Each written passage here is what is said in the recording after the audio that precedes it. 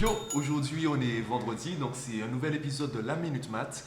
Et avant de te parler du sujet du jour, qui sera les vecteurs, je te le dis déjà. De toute façon, normalement, tu le vois dans le titre de la vidéo. J'aimerais t'expliquer comment j'ai choisi ce sujet, puisque les conséquences de cette façon de faire sont assez intéressantes. En fait, j'ai carrément posé la question sur Instagram avec le profil de Mathmaniac. Je demandais en story Instagram de quoi vous qui êtes concernés, vous les lycéens ou les collégiens, de quoi vous aimeriez que je parle. Quels sont les sujets, quels sont les concepts mathématiques que vous ne savez du mal à comprendre et que vous aimeriez que je traite dans une vidéo. Du coup, j'ai eu des réponses. Et forcément, et ce que je trouve intéressant, c'est qu'on va casser tout de suite le cliché. Ce ne sont pas les mauvais élèves qui ont répondu. Ceux qui ont répondu, ce sont ceux qui font les exercices du prof, ceux qui veulent obtenir la bonne note. Le problème, c'est qu'on se rend compte qu'ils font, mais ils ne comprennent pas. Et l'exemple le plus parlant que j'ai, c'est le théorème de Pythagore. Dès que j'ai un élève qui me dit « Ouais, moi, en maths, ça va », surtout les lycéens, ils me disent « En maths, ça va », je leur demande carrément « Est-ce que tu peux me réciter le théorème de Pythagore ?» Et là, les réponses sont magiques. La plupart commencent alors A, B, C. Je leur dis non. À partir du moment où tu me nommes le triangle, je t'arrête tout de suite. Pythagore, il ne connaissait pas ABC. Donc, ne me parle pas du triangle ABC. Le théorème de Pythagore, il est valable peu importe le triangle rectangle, peu importe son nom.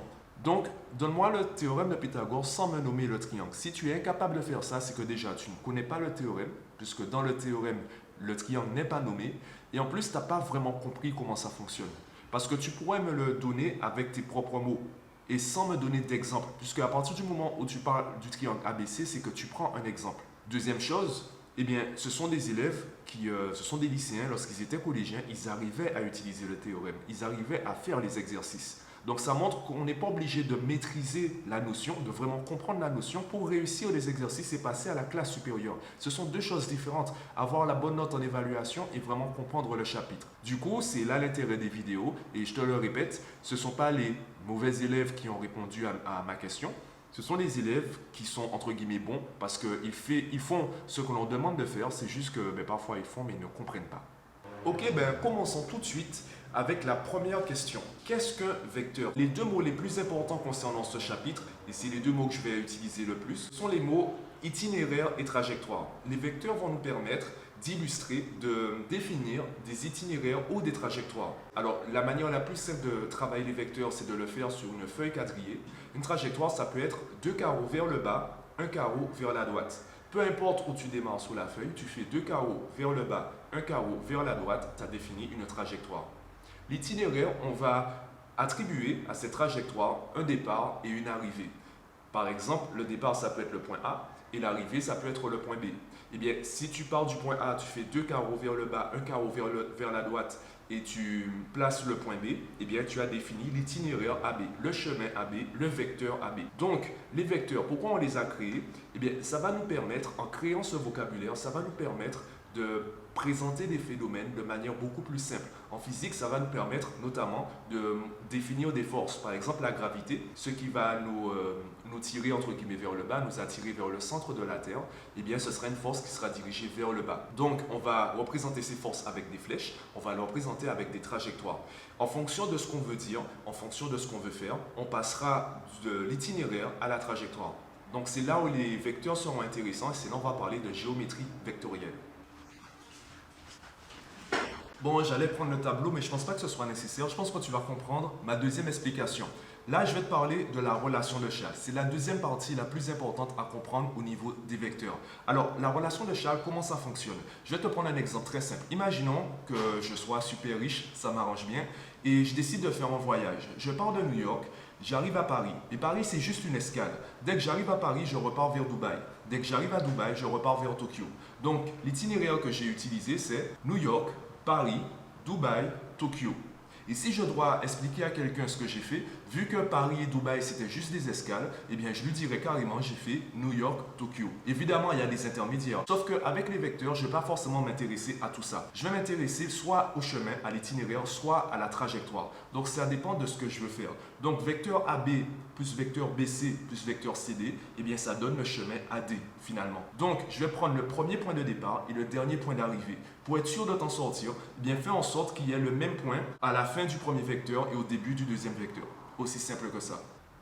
Bon, je sais que tout ce que je viens de dire, c'est assez élémentaire, c'est assez basique, mais finalement, c'est vraiment la source du chapitre. Si tu veux comprendre les vecteurs en seconde, en première, en terminale, tu dois déjà comprendre la base, puisque tout le reste, je dirais pas que c'est pas vraiment une conséquence, mais c'est forcément tiré de cette base. Donc, il est important que tu comprennes cette histoire d'itinéraire et de trajectoire. D'ailleurs, je vais t'expliquer avec ce qui suit en quoi c'est important de comprendre la différence. D'abord, voyons la somme de vecteurs.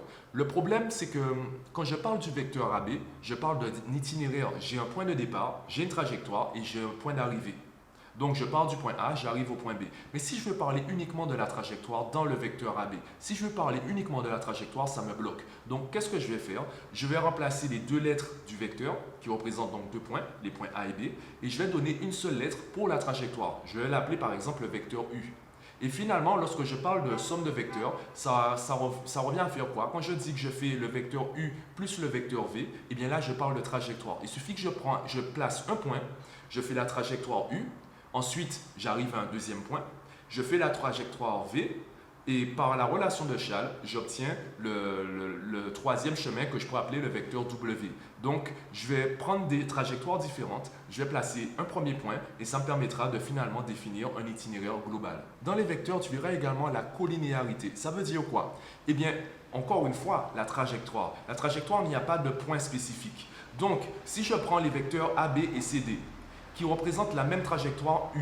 Ça veut dire que je prends le point A, je prends le point C, je trace à chaque fois la trajectoire U et j'obtiens le point B, j'obtiens le point D. Vu que c'est exactement la même trajectoire, eh bien, je peux dire que les vecteurs sont collinéaires. C'est simplement ça. Si le vecteur AB, en fait, c'est la trajectoire U et le vecteur CD, c'est la trajectoire moins U, bien, ils seront collinéaires et le rapport de collinéarité sera négatif puisqu'ils partent dans des sens différents. S'ils partent dans le même sens, le rapport sera positif. Si tu comprends cette histoire d'itinéraire et de trajectoire, ça suffit. Tu auras juste peut-être à faire des exercices pour t'habituer à cela, mais au moins tu as compris la base, tu as compris de quoi il s'agit à ce niveau. Et puis, allez, à la limite, la dernière chose à comprendre au niveau des vecteurs, c'est cette fameuse translation. Faire une translation de vecteurs, ça représente quoi? En fait, ça revient à déplacer la trajectoire. Je pars d'un point différent. Donc, je vais encore une fois, comme les vecteurs AB et CD, je vais définir des itinéraires différents puisque je pars d'un point de départ différent et du coup j'arrive à un point d'arrivée différent. Je vais établir des itinéraires différents mais ce sera la même trajectoire, ce qui représente du coup des vecteurs collinéaires et donc c'est comme si j'avais fait une translation de vecteurs puisque c'est la même trajectoire. Donc c'est là où il est important de comprendre eh bien, la substance des vecteurs et du coup de la géométrie vectorielle qui est qu'on ne va pas forcément s'attacher aux points, on va s'attacher aux trajectoires qui vont nous permettre avec les points de définir des itinéraires. Évidemment, ces vidéos ont pour but de t'aider à comprendre. Ça ne suffira pas. Si tu veux vraiment avoir de bons résultats, si tu veux vraiment être à l'aise dans ces chapitres et en mathématiques, tu dois t'exercer. C'est comme si je te faisais des vidéos pour te montrer comment lasser tes chaussures et tu ne commençais jamais à lasser tes chaussures. Tu vas comprendre la technique, tu vas comprendre la méthode, sauf qu'il te montrera la pratique. Les mathématiques, c'est simple parce que c'est tout le temps la même chose. Par contre, ce n'est pas facile parce que c'est nouveau. Donc maintenant, quand tu as compris le but du chapitre, maintenant que tu as compris comment ça fonctionne, tu dois t'exercer. Il y a des sites qui te proposent des exercices corrigés. Tu as par exemple Lycée d'adultes, tu as Khan Academy, tu as toutppetit.com. Tu as beaucoup de sites différents qui vont t'aider à travailler si tu es motivé pour le faire. Donc maintenant que tu as compris, je t'invite à me laisser en commentaire tes différentes questions s'il t'en reste. Si tu as compris, dis-moi simplement que tu as compris.